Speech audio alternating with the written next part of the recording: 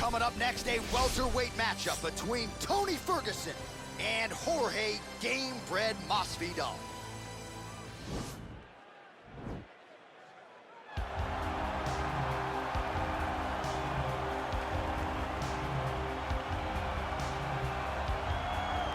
All right, here he is, Jorge Gamebred Masvidal, longtime representative of American Top Team. You know how happy it would make Dan Lambert if Masvidal could finally break through and win a UFC championship. He's as close to that level as he's been in his UFC career. As he's ever been. He's finally on the cusp of earning what so many people have hoped for him. But that doesn't happen by accident.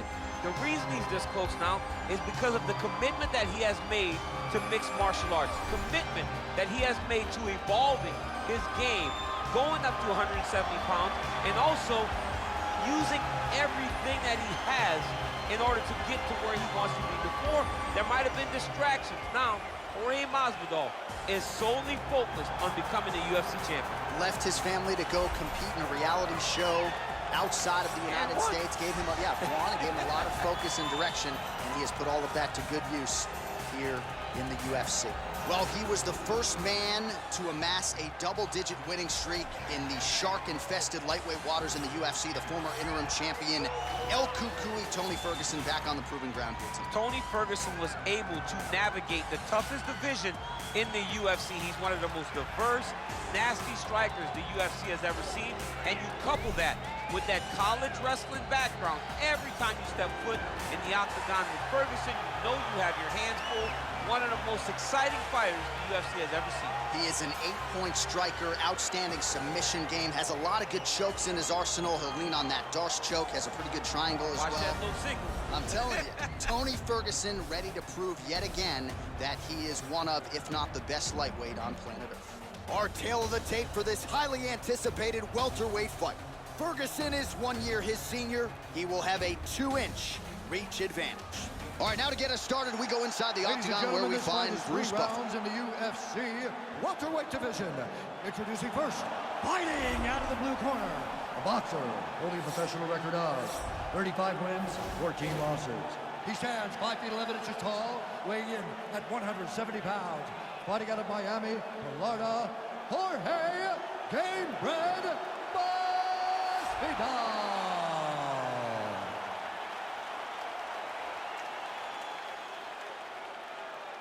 And now introducing his opponent, fighting out of the red corner.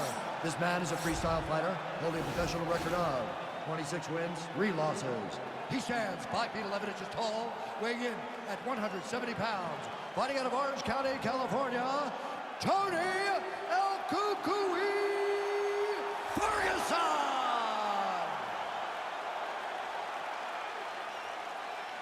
And when the action begins, our referee in charge, Eve Loving.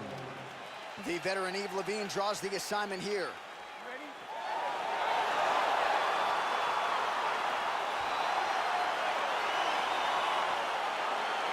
All right, so here we go with round one. Seems to be a situation in which he wants to do everything in his power to keep this fight on the feet. He'd appear to have a lot of advantages at distance. We'll see if he can get it done tonight. Yes, he has all the advantages because we don't see many specialists anymore in the UFC. Guys can generally do everything, but this guy is a jiu-jitsu player. He wants to get the fight to the ground and start to weave his web of traps to try and find a submission. This striker needs to maintain his space. He needs to make sure he is not on the ground. Avoid it at all costs. Timing his shots pretty well here early, DC. He's doing a great job of mixing things up, keeping busy, being very active.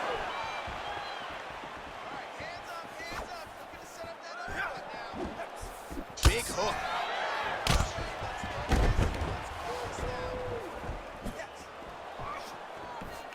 You can really limit the mobility of your opponent with those leg kicks. Uppercut lands for him. Good right hand. Oh! Some of the best kicks in the game that you'll see right there. Look at the angle of that nice body. Gamebred gets caught with that punch. 34 total strikes have now landed for El Cucuy, Tony Ferguson. Well, he's connecting on a few hooks so far here in the round, and there it is. What a fantastic strike to throw at the exact right moment. He deserves this moment. Go finish his fight. All right, well, both fighter's pretty comfortable on the ground, DC, but you got to be very careful hanging out here for too long if you're his opponent. He's going to start trying to move to a submission here. It looks like he's trying to attack with an arm triangle. Watch triangle, watch triangle.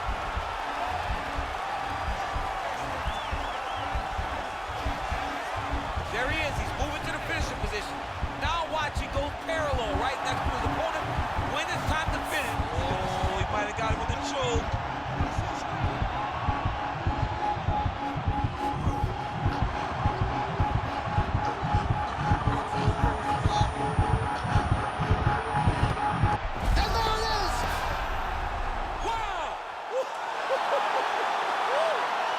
Yeah, that is high-level grappling right there as he gets the win tonight here by way of submission, and he bided his time there. He stayed patient, waited for an opening, and then when it was there, he certainly capitalized to get the tap here tonight.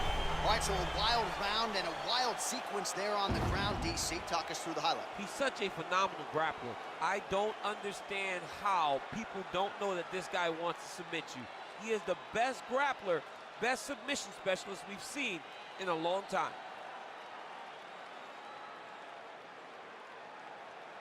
So there he is, your winner by submission, and that's exactly how you put the rest of this division on notice. Looks like this guy could be a factor moving forward in this division. Ladies and gentlemen, referee E. Levine has called a stop to this contest at 3 minutes, 37 seconds of the very first round. Declaring the winner by tap out due to arm triangle choke, Tony Ferguson!